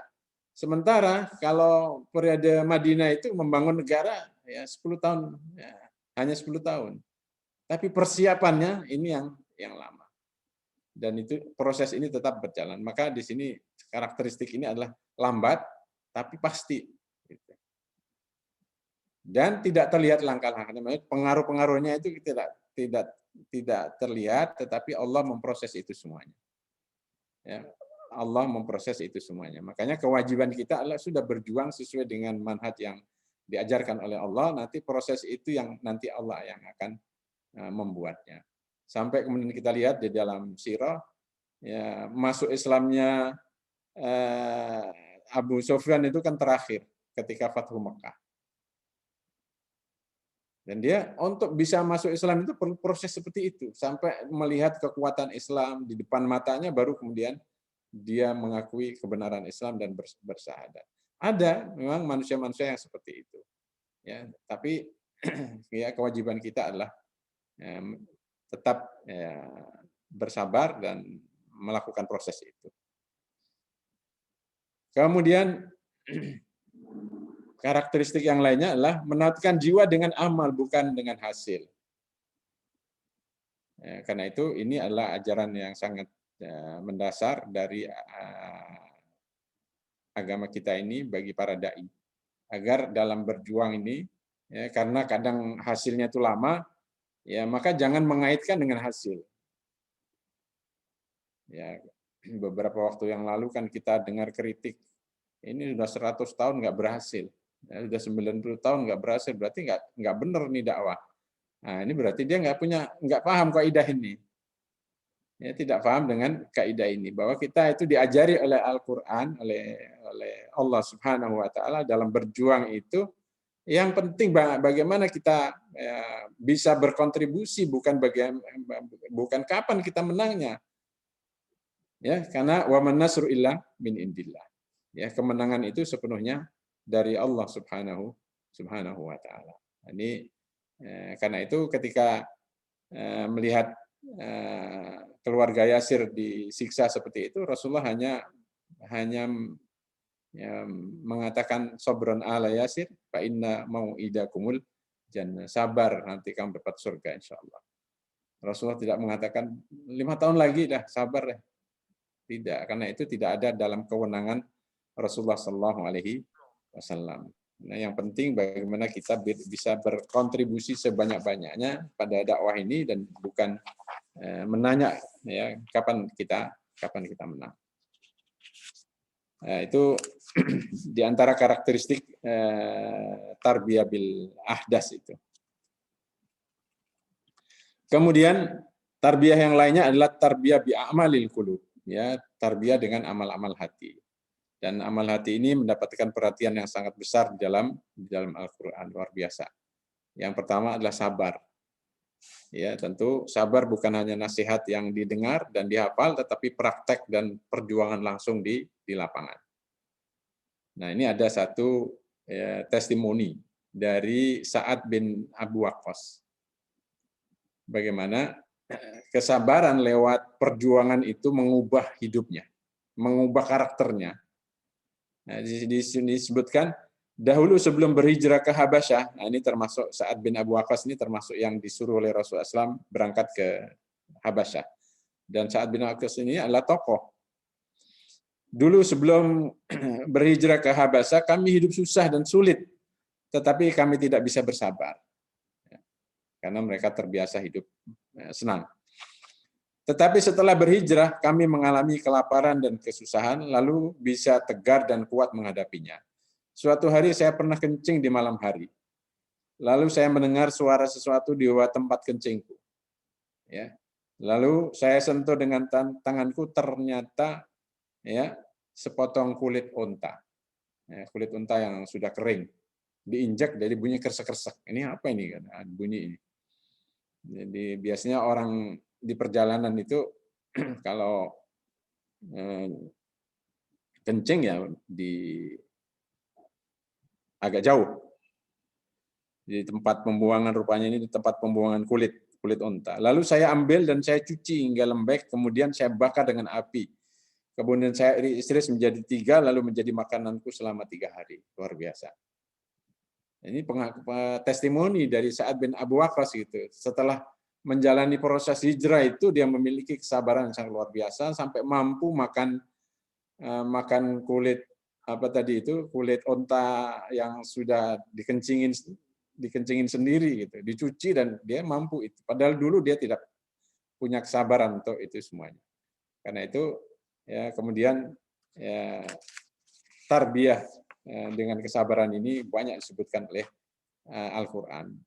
Dalam data disebutkan ada 99 ayat ya tentang sabar ini, yang semuanya berfungsi menguatkan semangat dan mendorongnya terus melanjutkan perjuangan. Salah satunya diantaranya adalah kalimat yang menenangkan Rasulullah SAW sehingga membuat sabar. Walaqad kudzibat rusulun min qablika fasabaru. Rasul-rasul sebelummu juga sama didustakan, lalu mereka sabar. Dengan ayat ini, Masya Allah, Rasulullah tersentuh dan kemudian bangkit kesabarannya yang sangat luar biasa. Ya, begitu juga ayat yang lainnya, fasbir innal akibata lil muttaqin. Sabar, nanti kamu pasti di ujungnya akan menang. Ini adalah hukum yang ditetapkan oleh Allah Subhanahu wa taala. Karena itu ya untuk mencapai kemenangan itu kita akan mencapai kemenangan atau tidak tergantung pada kesabaran kita. Kalau sabar menang, kalau enggak ya, tidak akan pernah mendapatkan kemenangan itu. Yang kedua, jujur. Ya, kejujuran Muhajirin Habasah di hadapan Najasyi, kita bisa lihat bagaimana kejujuran itu seperti dikatakan oleh kata hikmah dalam bahasa Arab itu, asidku manjatun katanya. Kejujuran itu menyelamatkan. Ya, baik di dunia ataupun di akhirat. Dan ini dibuktikan oleh para sahabat Muhajirin ke Habasah. Ketika Raja Najasyi diprovokasi oleh utusan Quraisy, yaitu, coba kamu tanya bagaimana pendapat mereka tentang Isa. Dia tidak mengakui Isa sebagai Tuhan. Coba kamu tanya. Dan akhirnya ditanya di dalam forum dialog itu, dan kemudian jawabannya jujur, dibacakan ayat Al-Quran tentang Nabi Isa. Tapi justru jawaban yang jujur ini kemudian menyentuh hati Najasyi dan akhirnya kemudian masuk Islam dan mengakui sama, berarti ajaran kamu dengan ajaran saya. Nah, ini kejujuran ya, luar biasa. Dan seorang dai kalau sudah tidak jujur, dia kehilangan integritas, tidak punya kekuatan moral untuk berdakwah. Karena itu ini sesuatu yang sangat sangat penting, makanya dijadikan sebagai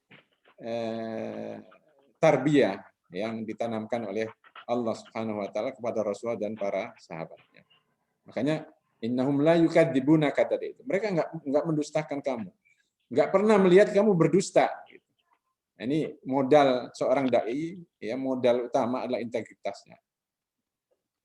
Kalau soal ajarannya ditolak, ya tidak masalah. Tapi jangan sampai kepribadian kita itu yang ditolak sehingga kita tidak punya kekuatan moral untuk berdakwah di tengah-tengah masyarakat. Kemudian juga kejujuran Abu Bakar sampai kemudian dikenal sebagai As-Siddiq. Ya. Dan selamanya diselamatkan oleh Allah dengan kejujuran. Kemudian juga cinta, ya, orang itu kalau sudah tertanam rasa cinta maka dia akan mengorbankan segalanya. Karena itu banyak sekali ayat-ayat tentang kecintaan kepada Allah, kepada Rasulnya. Qul in kuntum tuhibbunallah fattabi'uni yuhibbukumullah. Banyak ayat-ayat yang kemudian menyentuh rasa cinta ini. Kenapa? Karena kalau seseorang sudah tertanam rasa cinta kepada Islam ini, maka dia menjadi kader yang sangat militan. Kemudian tarbiyah bil akhlak, ya, sama ya porsinya di dalam ya, Al-Quran juga mendapatkan tarbiyah bil akhlak ini. Ya, akhlak salah satu dasar dalam agama. Akhlak berkaitan dengan akidah sehingga memunculkan istilah akhlak robbaniyah. Itu sebabnya dalam surat Al-Mu'minun itu kan ketika menyebutkan akhlak orang-orang beriman itu qad aflahal mu'minun alladzina hum fi sholatihim khashi'un. Pertama kali dibangun hubungan mereka dengan Allah. Yang ini artinya mengingatkan bahwa semua akhlak yang dibangun dalam diri mereka itu adalah konsekuensi dari akidah mereka kepada Allah, keyakinan tauhid mereka kepada Allah Subhanahu wa taala. Kemudian akhlak ini meliputi semua aspek kehidupan. Ya, semua aspek kehidupan ini ada akhlaknya. Salat melahirkan akhlak, puasa melahirkan akhlak, zakat juga ada akhlak, ya. Muamalah maliyah juga ada akhlaknya. Kemudian manhaj akhlak telah disempurnakan bangunannya di dalam jiwa kaum muslimin pada periode Mekah ini. Ya, karena ini termasuk hampir sama dengan akidah. Ya, bersamaan dengan akidah dibangunnya, maka kemudian pada periode Mekah ini sudah selesai. Bangunan akhlak Nabi dan para sahabat itu sudah selesai. Karena itu kana khuluquhul Quran. Ya, Aisyah itu melihat kepribadian Rasulullah SAW itu, ya, Al-Quran itu sudah menjadi akhlak Rasulullah SAW. Kemudian berikutnya yang terakhir, ya, atau yang masih ada dua, takwinul qaidah sulbah. Ya, pentingnya membentuk satu basis yang kokoh yang kemudian ini diharapkan menjadi tulang punggung bagi semua dakwah itu. Semua gerakan perubahan memerlukan kader-kader militan bersih dan kuat pengaruhnya. Inilah yang dicontohkan oleh Rasulullah SAW tentang pentingnya membentuk basis yang kokoh ini yang akan menjadi tulang punggung. Dan ini sukses dibentuk oleh Rasulullah SAW dan kemudian diakui oleh Allah Subhanahu wa taala di dalam beberapa ayat Al-Qur'an yang disebut oleh Allah dengan kalimat as-sabiqunal awwaluna minal muhajirina wal ansor. Generasi pertama dari kalangan muhajirin dan ansor. Inilah yang kemudian menjadi tulang punggung dakwah. Dan dalam gerakan apa saja kaidah sulbah ini sangat diperlukan. Karena generasi inilah yang nanti akan mewariskan pembentukan berikutnya. Ya. Bahkan di dalam dunia pendidikan ini juga sangat efektif gitu. Ya, kita lihat kenapa Pondok Pesantren Gontor itu bisa menjadi mencetak santri-santrinya bisa berbahasa Arab, bisa berbahasa Inggris, karena sejak dari awal sudah sukses membentuk kaidah sulbah ini, yang mereka semuanya mempraktekkan bahasa Arab, bahasa Inggris, lalu kemudian ini terwariskan terus-menerus tanpa diajari sudah langsung praktek gitu. Sementara ya banyak pesantren yang mau mempraktekkan seperti itu nggak bisa. Karena itu biasanya mereka kemudian menghadirkan guru-guru dari lulusan Gontor, kemudian mereka dijadikan sebagai kaidah sulbah ini, ya perintisnya gitu, untuk kemudian menurunkan, mewariskan nilai-nilai bahasa itu, baru kemudian bisa berjalan. Saya punya teman mau melakukan itu, kemudian ya menghadirkan ya sekian banyak guru dan bahkan meng-hire beberapa orang dijadikan sebagai santrinya untuk melatih santrinya itu, dan kemudian baru berapa tahun itu 2 tahun atau 3 tahun baru kemudian bisa terbentuk ini. Ketika sudah terbentuk itu sangat mudah, ya, santri-santri berikutnya kemudian bisa langsung mempraktekkan bahasa Arab dan bahasa Inggris seperti yang dipraktekkan di Gontor itu. Saya kira ini sesuatu yang dicontohkan oleh Al-Qur'an gitu. Kalau kita mau melakukan regenerasi, mau tidak mau kaidah sulbah ini harus terlebih dahulu dibentuk dan kemudian nanti mereka yang akan mewariskan nilai-nilai dakwah. Tanpa ini maka regenerasi itu akan terputus. Ya, makanya kaderisasi ini harus ditopang dengan adanya kaidah sulbah ini. Kemudian yang terakhir adalah as-sabat al-mabda. Ya, memegang teguh prinsip di masa-masa, apalagi di masa-masa awal. Karena itu ini menjadi salah satu karakteristik tarbiyah pada periode Mekah. Dan kita lihat dalam sirah bagaimana kaum musyrikin itu mencoba untuk dengan berbagai upaya untuk melemahkan prinsip ini.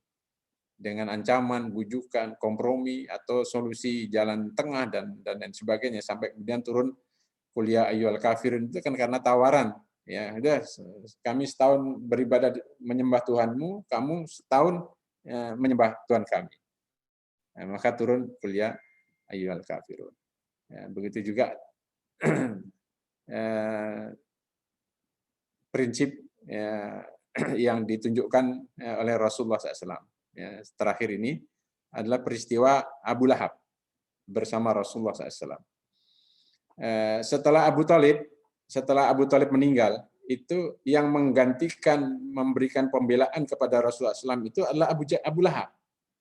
Padahal dulu di masa awal itu sampai turun ayat tabbat yada Abu Lahab. Jadi karena fanatisme kabilah. Ya, Abu Lahab ya, bukan Abu Jahal. Ini Abu Lahab itu paman Rasulullah SAW. Ya, saudaranya Abu Thalib. Nah, melihat ini, Abu Jahal risau. Abu Jahal dan Uqbah bin Abi Mu'ayth risau. Wah, ini Abu Lahab akan berubah ini. Jangan-jangan nanti masuk Islam. Risau dan akhirnya diprovokasi. Dan rupanya Abu Jahal dan Uqbah bin Abu Mu'ayth ini ya, sudah mendengar juga dakwah-dakwah Rasulullah SAW. Akhirnya diprovokasi dengan mengatakan, coba kamu tanya. Ya, kamu tanya pada Muhammad tentang bapak kamu di mana? Kata lalu kemudian Abu Lahab tanya kepada Rasulullah SAW, Muhammad katanya, di mana posisi bapak saya ini? Kemudian dijawab oleh Rasulullah SAW dengan bahasa yang diplomatis, tauriyah namanya. Ya, dia bersama kaumnya, katanya. Lalu kemudian jawaban ini disampaikan oleh Abu Lahab kepada Abu Jahal. Muhammad jawab, dia bersama kaumnya. Artinya tidak berhasil provokasi itu. Tapi kemudian kata Abu Jahal, coba kamu tanyanya lebih detail lagi gitu. Dia masuk surga atau masuk neraka? Katanya. Oh iya, katanya. Akhirnya kemudian dia tanya lagi. Saya mau jawaban yang tegas, katanya. Bapak saya ini di neraka apa di surga? Katanya. Nah, ini kan prinsip. Nah, akhirnya kemudian dijawab oleh Rasulullah SAW, ya dia neraka. Siapa yang mati di atas akidah yang atau keyakinan yang yang dianut oleh Abdul Muthalib itu, ya dia akan masuk neraka. Mendengar jawaban ini lalu kemudian timbul kemarahannya dan bangkit lagi fanatisme jahiliyahnya. Kalau gitu sudah, saya nggak mau membela kamu lagi. Nah, ini contoh bagaimana Rasul tetap memegang prinsip sekalipun memang berkonsekuensi, ya kemudian ditinggal oleh Abu Lahab lagi yang tadinya sudah mulai dibela dan orang-orang sudah takut dengan Abu Lahab gitu. Tapi diprovokasi oleh Abu Jahal dan bubar lagi pembelaan itu. Nah, inilah barangkali beberapa hal yang terkait dengan karakteristik periode Mekah berkaitan dengan tarbiyah. Demikian apa yang bisa saya sampaikan, mudah-mudahan bisa diperkaya dengan tanya jawab. Fadhol. Baik, alhamdulillahirabbil alamin. Jazakallah khair Ustaz Aun, Bapak Ibu sekalian. Cukup jelas, cukup detail gitu ya apa yang sudah disampaikan oleh Ustaz Aun tadi. Dan semakin banyak penguatan-penguatan yang sifatnya itu lebih konkret bisa kita dapatkan gitu ya dari kisah-kisah para sahabat. di dalam periode Mekah ini ya. Jadi langsung saja kalau menurut saya nih ada kita buka nih, sudah ada yang raise hand untuk pertanyaan dan diskusi, silakan. Yang pertama dari Ibu Dedeh yang sudah raise hand, silakan Bu Dedeh di open mic. Ya, Assalamualaikum warahmatullahi wabarakatuh. Assalamualaikum. Ustadz, ada beberapa pertanyaan, Afwan. Yang pertama, kenapa Habasyah Ustadz yang dipilih gitu? Mengingat jarak antara Makkah dengan Habasyah kan begitu jauh, dan apakah ada dalam sirah cerita-cerita dari para sahabat ketika mereka hijrah gitu, seperti itu. Kemudian yang kedua, apakah ada pengaruh atau ada perluasan dakwah Nabi dari peristiwa hijrah ke Habasyah? Maksud Ana gini Ustaz, kalau yang ke Madinah itu kan beberapa sahabat diutus duluan ya ke Madinah, kemudian hasilnya jadi Baitul Aqobah pertama. Nanti Baitul Aqobah pertama yang jumlahnya 12 orang naik lagi, berarti kan sahabat-sahabat yang hijrah ke Madinah itu pertama ya, generasi pertama yang hijrah ke Madinah itu mereka berhasil berdakwah gitu Ustaz. Nah, kalau untuk yang ke Habasyah itu bagaimana Ustaz gitu? Dan berapa lama para sahabat itu hijrah ke Habasyah Ustaz? Kemudian yang ketiga, yang terakhir Ustaz Afwan, banyak dalam kisah kita selalu mendengar kata Abu Jahal jadi provokator gitu. Yang pertama, Abu Jahal jadi provokator terhadap Walid bin Mughirah. Ya, itu surat Al-Mudaththir ayat 11 sampai 30 itu. Nah, itu dia kasih provokator sehingga turunlah ayat sampai Allah tuh memasukkan dia ke neraka Sakor. Terus kemudian Abu Jahal jadi provokator terhadap Abu Lahab, turunlah surat Al-Lahab. Nah, untuk Abu Jahal ini sendiri, apakah ada spesifik hukuman dari Allah ya untuk Abu Jahal ini? Afwan Ustaz itu. Jazakallah khairan. Silakan langsung dijawab saja Ustaz. Masya Allah, banyak ini Bu Dedeh. Kenapa Habasyah? Rasulullah memberikan penjelasan kepada para sahabat tentang pemilihan ini. Rasulullah mengatakan karena di sana ada raja yang adil. Ya, jadi kadang-kadang di luar Islam itu masih ada banyak orang-orang yang memang menegakkan keadilan itu. Raja ini kata Rasulullah SAW ya akan membela siapa saja ya, yang meminta pembelaan. Karena itu kemudian jatuh pilihannya kepada Habasyah. Yang alasannya juga disampaikan oleh Rasulullah SAW kepada para sahabat. Dan ini menggambarkan tentang wawasan dunia internasional yang dimiliki oleh Rasulullah SAW. Sampai tentang Habasyah saja ya tahu gitu.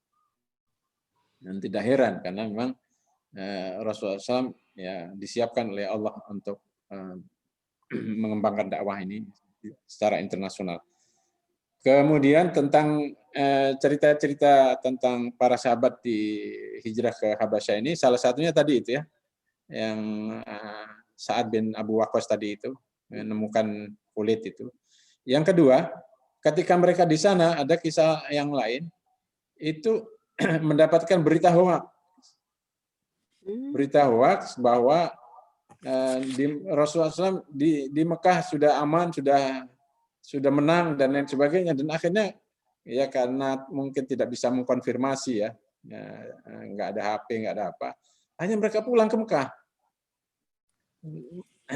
Menjelang masuk Mekah baru mereka terkonfirmasi gitu, bahwa ternyata beritanya hoaks gitu, sampai kemudian mereka mencari siapa di antara teman mereka yang bisa dimintai perlindungan gitu, dan masing-masing mereka mencari perlindungan untuk bisa masuk ke Mekah. Dan ini, semuanya Ustaz pulang. Ya. Semua sahabat yang tadi hijrah itu pulang semua. Sebagian. Oh, sebagian. Ya, sebagian mungkin yang udah rindu, udah kangen dengan keluarga gitu. Wah, ini karena sudah menang ini di Mekah gitu. Dan ini harus waspada, harus hati-hati dengan hoaks gitu. Dalam perjuangan ini selalu ada hoaks itu. Ya, tapi kemudian mereka karena sudah diberi contoh oleh Rasulullah SAW bisa boleh memanfaatkan ya, perlindungan walaupun dari orang kafir, akhirnya kemudian mencari masing-masing dan kemudian masuk Mekah dengan perlindungan mereka. aman, terselesaikan. Tapi intinya ini hoak ini sampai kemudian mereka mengalami penderitaan seperti itu. Ya. Kemudian apa terjadi perluasan dakwah? Nampaknya memang tidak terjadi perluasan dakwah karena ya Raja Najasyi sendiri mendapatkan perlawanan ketika dia mengisyaratkan mau masuk Islam di kalangan para inilah menterinya atau kalangan pejabatnya gitu, bahkan di masyarakatnya. Ya, sampai kemudian meninggal. Ya, meninggal dan tetapi penggantinya juga sama. Ya, tidak kemudian mengusir. Penggantinya itu kalau tidak salah anaknya. Ya, anaknya, tapi kemudian masih melanjutkan tradisi baik bapaknya sampai kemudian mereka dilindungi sampai mereka pulang dari Habasyah itu langsung ke Madinah. Karena pengalaman tadi ke Mekah tadi itu kena hoak tadi itu dan akhirnya kemudian mendapatkan konfirmasi Rasulullah sudah settle di Madinah bersamaan dengan penaklukan benteng Khaybar, mereka datang ke Madinah dan mereka langsung datang ke Khaybar sampai kemudian terkenal perkataan, saya tidak tahu dengan yang mana saya harus bergembira, dengan ditaklukkannya Khaybar atau dengan kedatangan Ja'far, dalam kata-kata puitis itu yang disampaikan oleh Rasulullah SAW. Ya, jadi sama-sama senang ya, menaklukkan Khaybar dan Ja'far datang ke Khaybar karena dianggap sudah aman, Madinah sudah basisnya sudah terbangun. Ya, jadi itu tinggal dihitung berapa lamanya itu ya dari periode Mekah itu sampai kemudian Khaybar. Kemudian apa hukuman Abu Jahal? Hukuman Abu Jahal ini ya dia terbunuh di perang Badar, dibunuh oleh anak-anak gitu. Ini pelecehan juga terhadap Abu Jahal, tokoh tapi dibunuh oleh anak-anak. Kalau dalam beberapa riwayat itu di perang Badar itu ada yang mengatakan yang membunuh itu 2 orang anak yang ikut itu. Ada yang mengatakan Ibnu Mas'ud dan lain sebagainya. Tapi yang kuat itu mengatakan anak-anak yang membunuhnya. Ya, saya kira itu diantaranya. Jazakallah khair. Baik, terima kasih Ustaz. Berikutnya ada pertanyaan dulu dari Bu Nina Ridwan nih, disampaikan di chatroom. Dari Bu Dina, ini ada pertanyaan begini Ustaz. Kaum Quraisy itu sudah mengenal kata Allah, tapi apa peran Allah atau sejauh mana mereka pengenalannya terhadap Allah gitu? Ya, mereka mengenal kata Allah itu memang sudah familiar. Kalau bersumpah juga wallahi. Ya, di bahasa-bahasa kita lihat di dalam sirah itu. Tetapi mereka mengenal Allah itu sebagai pencipta saja. Ya, sebagai pencipta dan untuk kemudian sebagai zat yang harus diibadahi satu-satunya, itu yang sudah terdistorsi pemahaman mereka oleh penyembahan-penyembahan berhala itu. Ya, karena itu kata Sayyid Qutb ketika turun la ilaha illallah, ya mereka sebenarnya paham tentang makna la ilaha illallah itu sendiri. Tetapi karena sudah terbentuk keyakinannya dengan keyakinan jahiliyah, ya dengan keyakinan yang musyrik itu, sehingga mereka tidak lagi menyembah Allah Subhanahu wa Ta'ala. Ya, saya kira itu. Oke, lanjut Ustaz dari Pak Ahmad W di Bintaro nih Ustaz. Izin bertanya, setelah mendengar paparan tadi, di era globalisasi dan digitalisasi sekarang ini, profil dai yang dibutuhkan seperti apa Ustaz? Jazakallah. Ya. Ya, seperti yang sudah dijelaskan juga di dalam Al-Qur'an yang pertama, ya, harus menampilkan, ya kalau di era digital ini ya, bisa menampilkan integritasnya tetap dijaga. Ya, akhlak, selalu akhlak itu menjadi daya tarik ya, menjadi daya tarik di sepanjang zaman. Karena itu ya kana khuluqul Quran. Innama bu'istu li utammima makarimal akhlak. Jangan sampai faktor yang sangat penting ini tidak dimiliki oleh dai di dunia digital ini.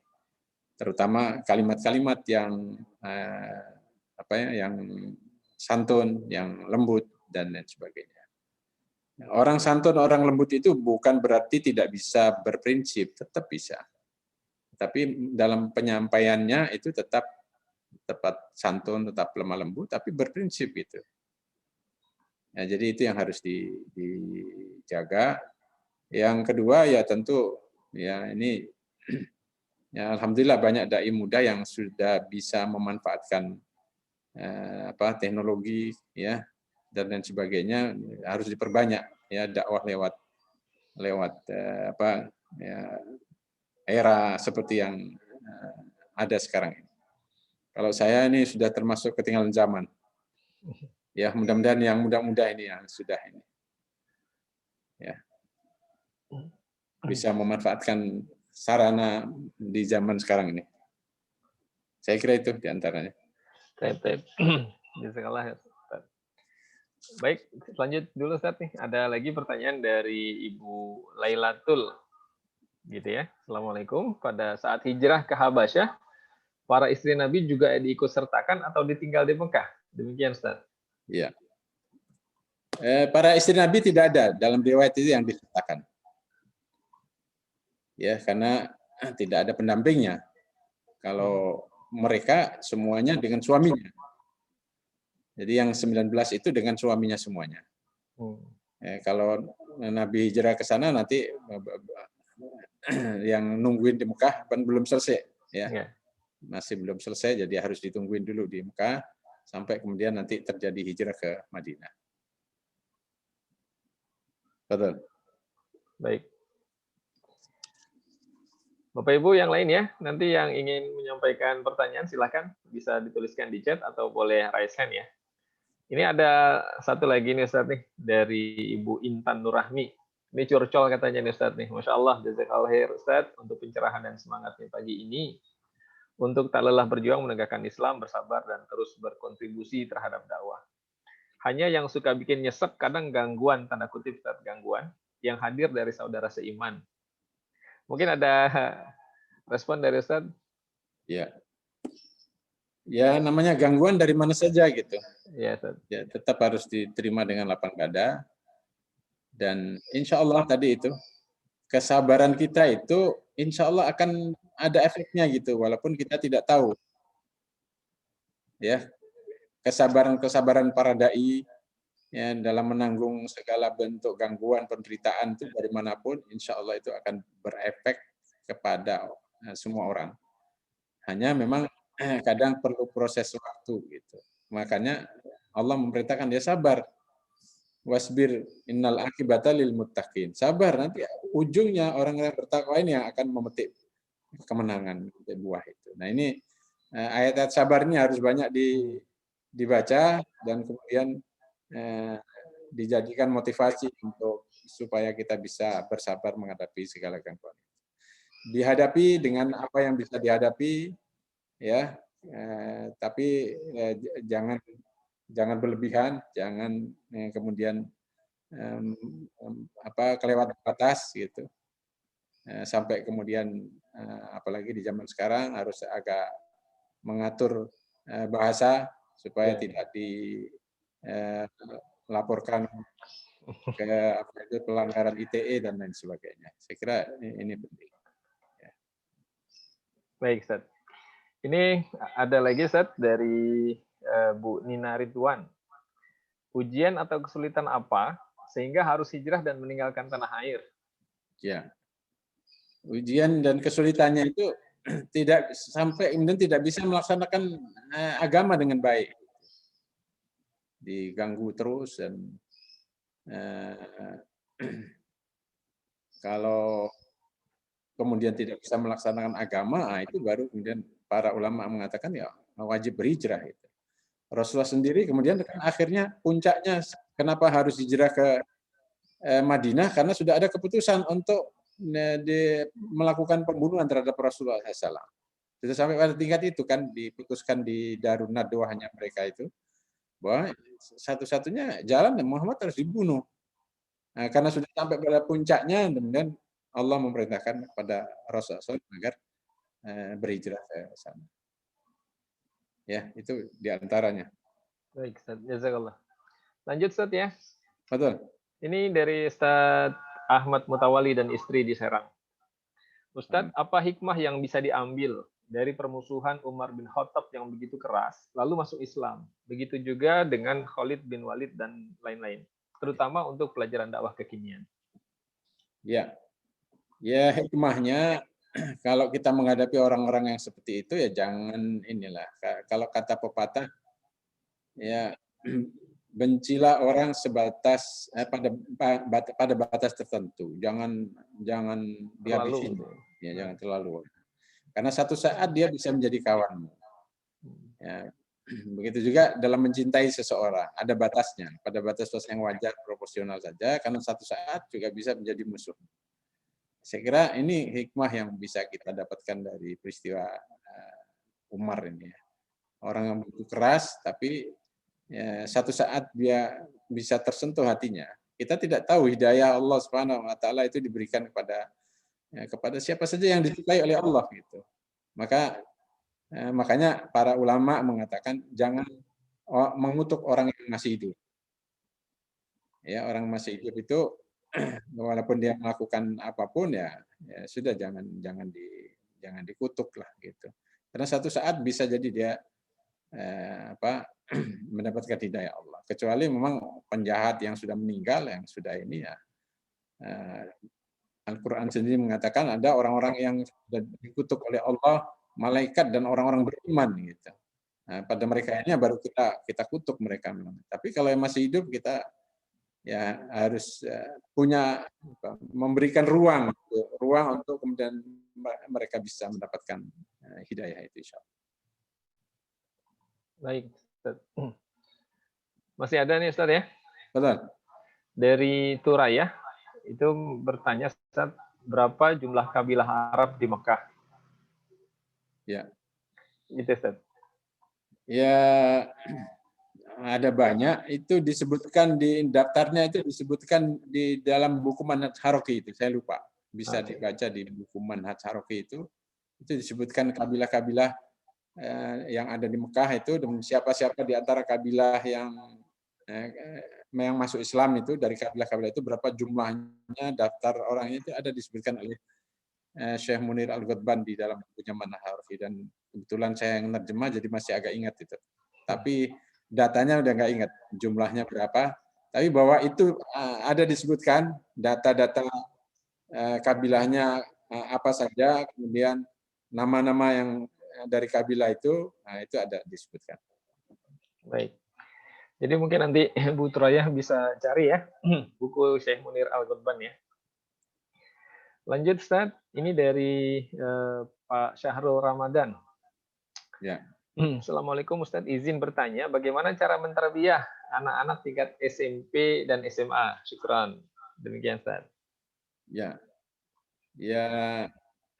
tarbiyah pada anak-anak ini lebih banyak pada contoh ya, dan kemudian ya, pada teladan, dan kemudian menjadikan mereka sebagai ini kali ya, sebagai teman gitu. Apalagi di zaman sekarang itu, saya kira banyak ini pakar-pakar pendidikan anak ini. Ada Ustaz Bedri yang bisa. Ya, Ustaz Bedri ini. Ya, kalau ada boleh itu bisa sharing itu. Bagaimana caranya ini? Yang banyak punya pengalaman. Kalau saya udah tua jadi kurang ini. Tapi apa yang saya praktekkan dengan anak itu ya begitu. Kita jadikan sebagai mitra, ya kita dialog, dan kemudian ya lemah lembut itu harus sesuatu yang pasti, dan kadang-kadang anak sekarang tidak bisa juga diguruin gitu. Ya, bahkan harus kita banyak tanya. Allah alam. Kalau ada Ustaz Bendri boleh nambahkan. Ustaz Ajo Bendri boleh, kalau mau ada sesuatu yang di-share mungkin dari pertanyaan ini Ustaz. Tafadhol. Betul Ustaz Bendri.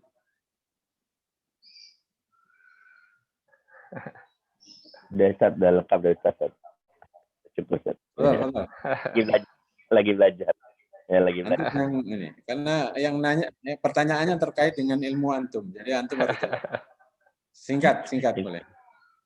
Cukup. Enggak, kaitannya nah Ustaz jelaskan at-ta'lif qabla ta'rif, at-ta'rif qabla ta'rif. Ikat hati sebelum dikasih tahu, kasih tahu sebelum dikasih tugas. Itu dari Ustaz Aun. Itu aja. Masya Allah. Barakallahu fiik. Amin, insyaallah. Itu ringkasan ilmunya beliau. Belum Jazakallah dijelaskan. khair Ustaz Benri. Masya Allah. Masih ada nih Ustaz ya. Saya bacakan ada 2 pertanyaan lagi. Dari yang pertama dari Pak Tri Bagus. Ustaz mau bertanya. Ketika proses dakwah di Mekah, apakah ada turut campur Yahudi dalam setiap penghasutan dan langkah-langkah pencegahan dakwah Nabi? Ya. Jika tidak ada, bagaimana kondisi orang-orang Yahudi pada saat itu? Jazakallah khair Ustaz. Ya. Tidak ada, tapi ada di akhir-akhir. Ya, di akhir-akhir itu ada sampai kemudian turun surat Al-Kahfi itu yang kemudian mengajari mereka, coba kamu tanya Muhammad ya tentang Ashabul Kahfi, tentang beberapa pertanyaan, ada 3 kalau nggak salah itu. Lalu kemudian ditanyakan kepada Rasulullah SAW untuk menguji kalau dia benar Nabi, dia bisa jawab, kalau enggak berarti dia bukan Nabi. Dan akhirnya turun surat Al-Kahfi itu. Jadi perannya tidak terlalu dominan di awal, tapi di akhir. Dan dalam riwayat ini hanya berkaitan dengan itu saja. Tapi kemudian di akhir itu sangat besar yang memprovokasi kemudian terjadinya perang Ahzab itu akhirnya adalah karena provokasi orang-orang Yahudi. Ada yang namanya siapa itu Abu Amir al-Fasik itu adalah orang Yahudi yang kemudian lari ke Mekah di ujungnya di masa akhir itu. Nah, inilah yang kemudian memprovokasi mereka sampai kemudian terjadi perang Ahzab itu. Di akhir bukan di awal.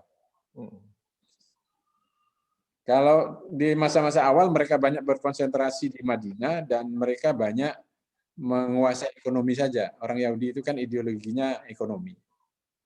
Sehingga karena belum banyak berinteraksi dengan Rasulullah SAW, mereka belum banyak berulah, tapi mereka terus membangun kerajaan ekonominya. Begitu datang Rasulullah ke Madinah, baru kemudian mereka banyak khawatir tergeser ekonominya dan akhirnya menggalang kekuatan. Baik. Terakhir Ustaz dari Bapak Agus Lius Kurniawan, izin bertanya, urf dijadikan salah satu dasar hukum fikih. Apa batasan dan indikator urf itu dapat dijadikan kaidah hukum? Tentunya selain bertentangan dengan Al-Quran dan hadis. Demikian Ustaz. Ya, batasan utamanya pertama baik. Ini itu sebagai satu dalam perspektif kebaikan yang bersifat universal gitu. Itu yang pertama. Artinya semua orang mengakui itu sebagai sesuatu yang baik.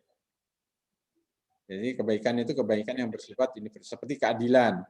Orang kalau keadilan itu kan semua orang ya pasti setuju dengan itu.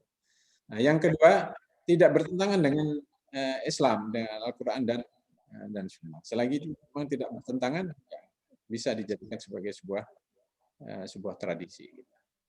Tapi kalau ada bertentangan, ada keyakinan-keyakinan di dalamnya, ya tentu itu tidak boleh dan harus diluruskan. Ya. Yang masuk dalam kategori tradisi itu kan seperti mudik gitu kan. Mudik itu kan baik. Maka tidak boleh dikatakan ini mudik ini tidak ada dalam ajaran Islam. Itu tradisi yang baik yang selagi itu baik ya insya Allah orang mudik dengan niatnya mau silaturahim dan keluarga ya itu tradisi yang baik dan insya Allah bernilai ibadah.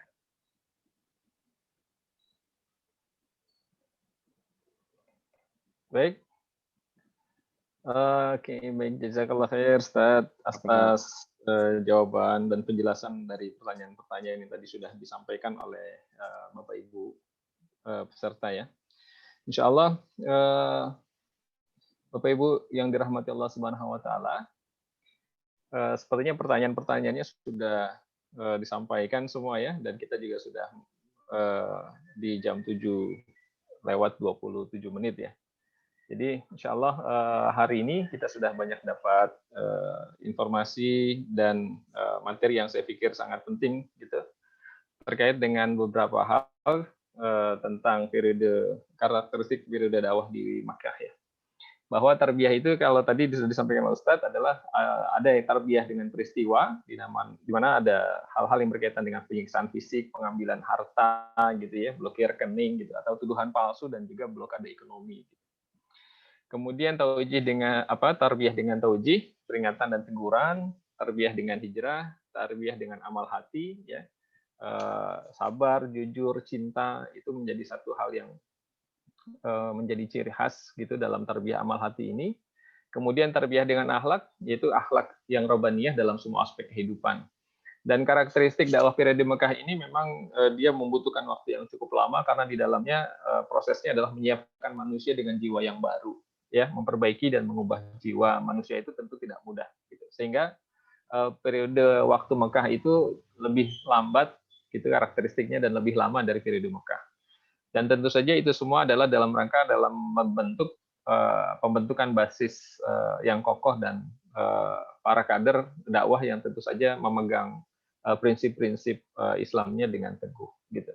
Itu beberapa hal yang bisa saya simpulkan dalam materi yang tadi sudah disampaikan oleh Ustadz Aun.